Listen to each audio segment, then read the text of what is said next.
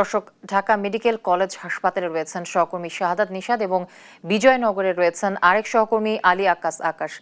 আমরা সরাসরি চলে যাচ্ছি। প্রথমে যাব নিশাদের কাছে। নিশাদ, অস্ত্রোপচার শেষ হয়েছে কিনা এবং চিকিৎসকরা নতুন কোনো তথ্য দিয়েছে কিনা আপনাকে জানাবেন।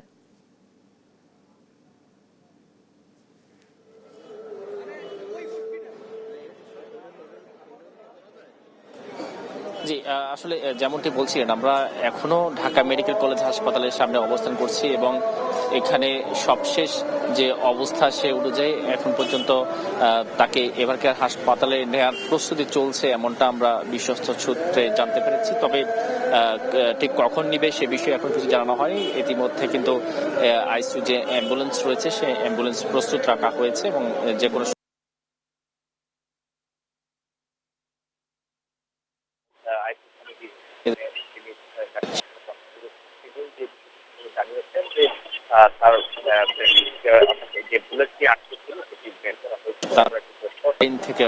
যে বুলেটটি আটকে ছিল সেটি বের করা হয়েছে এমন একটি তথ্য তার মাধ্যমে আমরা জানতে পেরেছি। তবে কখন নাগাদ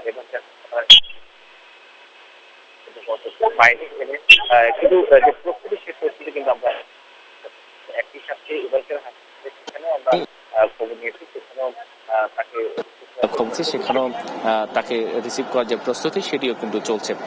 তো এখন পর্যন্ত যে পরিস্থিতি সে অনুযায়ী আমরা দেখতে পাচ্ছি যে আসলে তার যে ব্রেনের ভেতরে যে বুলেটটি লেগেছিল সেটি মূলত তার জন্য সবচেয়ে বেশি এই মুহূর্তে আতঙ্কের কারণ হয়ে দাঁড়িয়েছে এবং সেক্ষেত্রে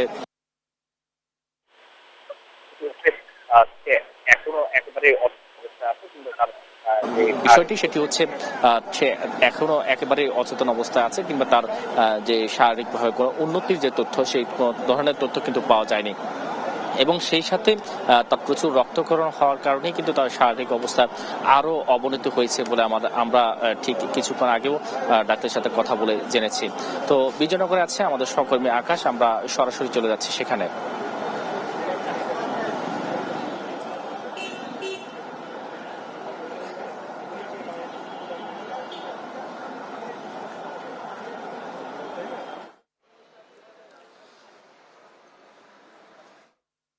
ধন্যবাদ নিশাদ। আমরা এখন অবস্থান করছি রাজধানীর পল্টনের বিজয়নগর এলাকায়, ঠিক যে স্থানটাতে ওসমান হাদিকে গুলি করা হয়েছিল, আমরা কিন্তু সেই স্থানটাতে এখন অবস্থান করছি। ঠিক আমার পেছনেই রয়েছে বাইতুস-সালাহ জামে মসজিদ এবং সে জামে মসজিদে জুমার নামাজ শেষেই কিন্তু এই সামনেই কিন্তু আসলে নির্বাচনী প্রচারণা করছিলেন ওসমান হাদি। তারপরই কিন্তু এখানে যখন তারা প্রচারণার কাজে আসেন তারপরই কিন্তু তাদের সাথে আততায়ীরাও কিন্তু যুক্ত হয়েছিলেন সেই প্রচারণার কাজে, আমরা যেমনটি জানতে পেরেছি। পরবর্তীতে সেই প্রচারণার মধ্য থেকে যখন হচ্ছে ওসমান হাদি প্রচারণা শেষে রিকশা যোগে যখন চলে যাবেন, ঠিক তার সেই সময়টাতে কিন্তু পেছন থেকে মোটরসাইকেল যোগে দুজন ব্যক্তি এসে একজন কিন্তু হচ্ছে ওসমান হাদিকে গুলি করে এবং গুলি করার পর ঠিক আমার সামনে যে ক্রাইম সিনের যে এরিয়াটি আপনারা দেখতে পাচ্ছেন, যে স্থানটি এখন বর্তমানে নিরাপত্তার চাদরে ঢেকে রাখা হয়েছে, সেই স্থানটিতে কিন্তু এসে রিকশাটি থেমে যায় এবং কি আমরা রাস্তার মধ্যে এখনো পর্যন্ত কিন্তু সেই রক্তের দাগ দেখতে পাচ্ছি যেখানে গুলিবিদ্ধ হয়েছিলেন ওসমান হাদি।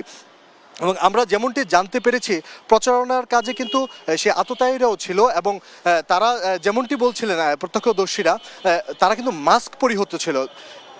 যখন হচ্ছে ওই ওসমান হাদির প্রচারণা টিমের সদস্যরা যখন তাদের ছবি তুলতে চেয়েছিল এবং কে তাদেরকে ভিডিও নিতে চেয়েছিল, তখন কিন্তু তারা মাস্ক খোলেননি এবং ভিডিও নিতে নিষেধ করছিলেন। ঠিক তার কিছুক্ষণ পরই কিন্তু এরকম একটি নৃশংস ঘটনা ঘটে যায় ঠিক এই স্থানটিতে। ঘটনা ঘটার পরই কিন্তু ওসমান হাদিকে ঢাকা মেডিকেল কলেজ হসপিটালে নিয়ে যাওয়া হয় চিকিৎসার জন্য সংকটাপন্ন অবস্থাতে। এখন বর্তমানে কিন্তু তিনি ওখানে অবস্থান করছেন। আমরা যারা এখানে প্রত্যক্ষদর্শী ছিলেন তাদের কাছ থেকে আমরা যেমনটি জেনেছি, ঠিক নামাজের পরপরই কিন্তু প্রচারণাটা শুরু হয় এখানে এবং কি তারপরই যখন ওসমান হাদি এখান থেকে প্রচারণা শেষ করে চলে যেতে থাকেন, ঠিক তারপরে কিন্তু পেছন থেকে আসলে মোটরসাইকেল যোগে এসে আততায়ীরা কিন্তু তাকে গুলি করে এবং গুলিটি ঠিক তার মাথা এবং ঘাড় ঠিক এই সংযোগস্থলে কিন্তু গুলিটি বিদ্ধ হয়, যার কারণে কিন্তু প্রচুর রক্তক্ষরণ হয়েছে।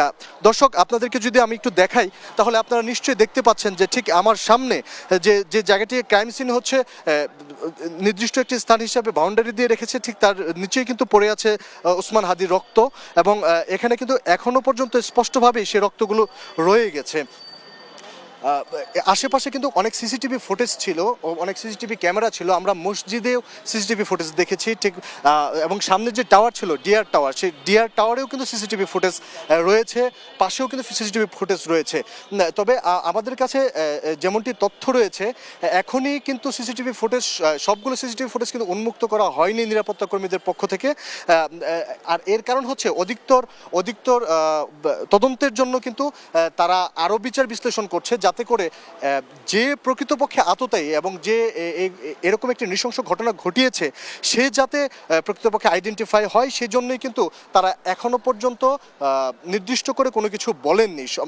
তবে প্রচারণাকালে যারা হচ্ছে মাস্ক পরিহিত অবস্থাতে যারা ছিলেন এবং তাদেরকেই কিন্তু এখনো পর্যন্ত সন্দেহের তালিকায় রাখা হয়েছে, এমনটি আমরা জানতে পেরেছি। এই ছিল বিজয়নগর থেকে আমার কাছে সর্বশেষ তথ্য।